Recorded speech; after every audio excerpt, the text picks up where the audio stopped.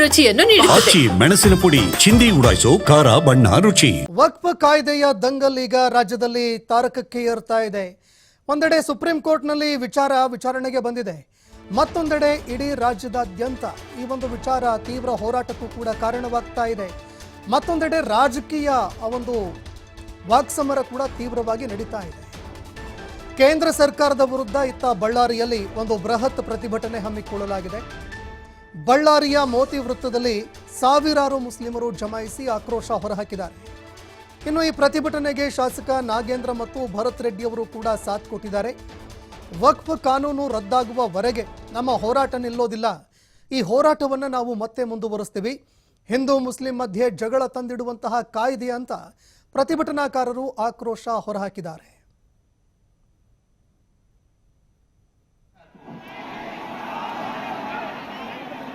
बड़ी खुशी की बात है, वक्फ जायदाद को, वक्फ के काले कानून को रद्द करने के लिए ये जोश, ये जज्बा, ये अल्लाह सलामत रखे।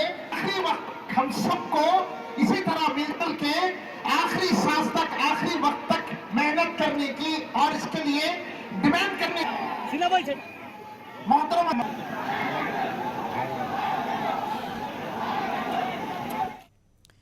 ಇನ್ನು ವಕ್ಫ್ ತಿದ್ದುಪಡಿ ಕಾಯ್ದೆಯನ್ನು ವಿರೋಧಿಸಿ ಇತ್ತ ಹಾಸನದಲ್ಲೂ ಕೂಡ ತೀವ್ರವಾಗಿ ಪ್ರತಿಭಟನೆ ಮಾಡಲಾಗಿದೆ.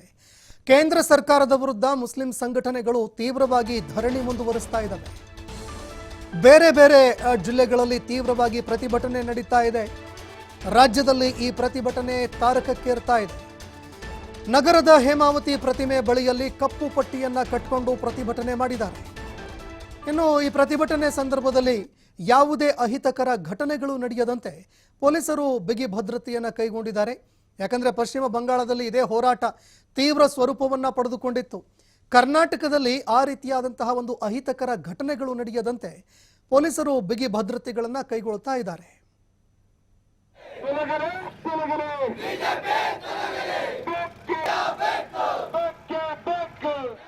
ಈ ಬಗ್ಗೆ ಮತ್ತಷ್ಟು ಮಾಹಿತಿ ಕೊಡ್ತಾರೆ ಪ್ರತಿನಿಧಿ ಪ್ರಕಾಶ್, ನೇರ ಸಂಪರ್ಕದಲ್ಲಿ ಜಾಯ್ನ್ ಆಗಿದ್ದಾರೆ. ಪ್ರಕಾಶ್, ಒಂದೆಡೆ ಸುಪ್ರೀಂ ಕೋರ್ಟ್ನಲ್ಲಿ ವಿಚಾರಣೆ ನಡೀತಾ ಇದೆ. ಈ ನಡುವೆ ಪಶ್ಚಿಮ ಬಂಗಾಳದ ಒಂದು ಪರಿಸ್ಥಿತಿಯನ್ನು ನೋಡಿದಾಗ ಎಲ್ರಿಗೂ ಕೂಡ ಅಯ್ಯೋ ಅನಿಸುತ್ತೆ. ಹೋರಾಟಗಳು ಶಾಂತ ಸ್ವರೂಪದಲ್ಲಿ ಕರ್ನಾಟಕದಲ್ಲಿ ನಡೀತಾ ಇದೆ. ಆದರೆ ಈ ಹೋರಾಟ ಮತ್ತಷ್ಟು ತೀವ್ರಗೊಳ್ಳುವಂತಹ ಸಾಧ್ಯತೆಗಳು ಕೂಡ ಕಂಡು ಬರ್ತಾ ಇದೆ. ಹೀಗಾಗಿ ವಕ್ಫ್ ವಿರುದ್ಧ ಈಗ ರಾಜ್ಯದಲ್ಲಿ ಹೋರಾಟಗಳು, ವಾಕ್ಸಮರಗಳು ಯಾವ ರೀತಿಯಾಗಿ ನಡೀತಾ ಇದೆ, ಈ ಬಗ್ಗೆ ಮತ್ತಷ್ಟು ಮಾಹಿತಿ ಕೊಡೋದಾದ್ರೆ. ಸಂತೋಷ್, ಈಗಾಗಲೇ ಹಾಸನ ಜಿಲ್ಲೆಯಲ್ಲೂ ಕೂಡ ವಕ್ಫ್ ಕಾಯ್ದೆಗೆ ತಿದ್ದುಪಡಿ ವಿರೋಧಕ್ಕೆ ಸಂಬಂಧಪಟ್ಟ ಹಾಗೆ ಸಾಕಷ್ಟು ವಿರೋಧಗಳು ಕೂಡ ಈಗಾಗಲೇ ವ್ಯಕ್ತವಾಗಿರ್ತಕ್ಕಂಥದ್ದು.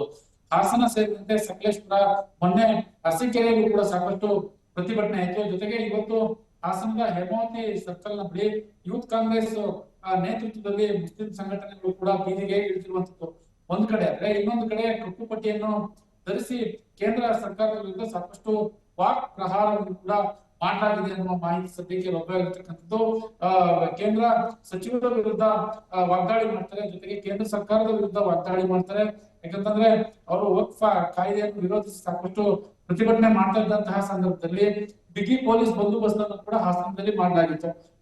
ಯಾವುದೇ ಅಹಿತಕರ ಘಟನೆ ನಡೆಯದಾಗೆ ಸುಮಾರು ಅಂದ್ರೆ 2 ಜನ ಸರ್ಕಲ್ ಇನ್ಸ್ಪೆಕ್ಟರ್ ಜೊತೆಗೆ 3 PSI ಗಳನ್ನು ಕೂಡ ಅಲ್ಲಿ ನೇಮಕ ಮಾಡಲಾಗಿತ್ತು. ಇದು ಒಂದು ಸಣ್ಣ ಮಟ್ಟದ ಪ್ರತಿಭಟನೆ ಆದ್ರೂ ಕೂಡ ಹಾಸನ ನಗರದಲ್ಲಿ ಸಕಲೇಶ್ಪುರ ಮತ್ತೆ ಅರಸೀಕೆರೆ ಭಾಗದಲ್ಲಿ ಸಾಕಷ್ಟು ದೊಡ್ಡ ಮಟ್ಟದ ಪ್ರತಿಭಟನೆ ಕೂಡ ಆಗಿರುವಂತದ್ದು. ಮುಂದಿನ ದಿನಗಳಲ್ಲಿ ಇದಕ್ಕೆ ಈಗ ನಾವು ಕಪ್ಪು ಪಟ್ಟಿ ಏನೋ ಧರಿಸಿ ಜೊತೆಗೆ ಕಪ್ಪು ಬಾವುಟವನ್ನು ಹಾರಿಸುವ ಮುಖಾಂತರ ಕೇವಲ ಎಚ್ಚರಿಕೆಯನ್ನು ಮಾತ್ರ ಕೊಡ್ತಾ ಇದೀವಿ. ಮುಂದಿನ ದಿನಗಳಲ್ಲಿ ಮತ್ತಷ್ಟು ಉಗ್ರವಾದಂತಹ ಪ್ರತಿಭಟನೆಯನ್ನ ಕೇಂದ್ರ ಸರ್ಕಾರದ ವಿರುದ್ಧ ಮಾಡ್ತೀವಿ ಎನ್ನುವ ಎಚ್ಚರಿಕೆಯನ್ನು ಈಗಾಗಲೇ ಮುಸ್ಲಿಂ ಮುಖಂಡರುಗಳು ಕೂಡ ಕೊಟ್ಟಿರುವಂತದ್ದು.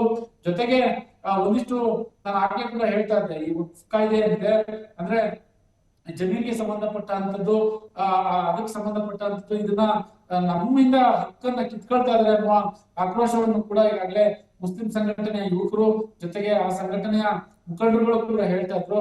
ಆದ್ರೆ ಎಲ್ಲೋ ಒಂದ್ ಕಡೆ ಕೇಂದ್ರ ಸರ್ಕಾರದ ವಿರುದ್ಧ ಸಾಕಷ್ಟು ವಿರೋಧವನ್ನು ವ್ಯಕ್ತಪಡಿಸ್ತಾ ಇರುವಂತದ್ದು. ಮುಂದಿನ ದಿನಗಳಲ್ಲಿ ಇದನ್ನ ಈ ಕಾಯ್ದೆಯನ್ನ ತಿದ್ದುಪಡಿ ಕಾಯ್ದೆಯನ್ನು ವಾಪಸ್ ತೆಗೆದುಕೊಳ್ಳಿಲ್ಲ ಅಂತಂದ್ರೆ ಮತ್ತೆ ನಾವು ಹೋರಾಟವನ್ನು ಮುಂದುವರಿಸ್ತೀವಿ.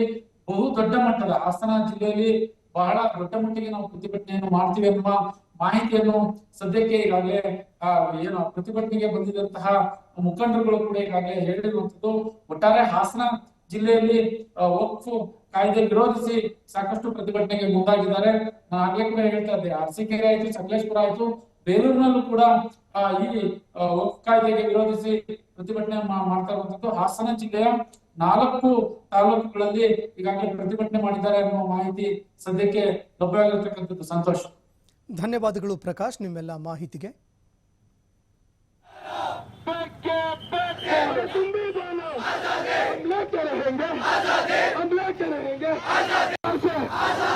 अमित शाह से हम लेके रहेंगे। अरे तुम भी बोलो, अरे तुम भी बोलो, हम लेके रहेंगे। ये भेदभाव से, ये भ्रष्टाचार से, ये मोदी से, तुम भी बोलो, अरे तुम भी बोलो, हम लेके रहेंगे, हम लेके रहेंगे। अमित शाह से हम लेके रहेंगे।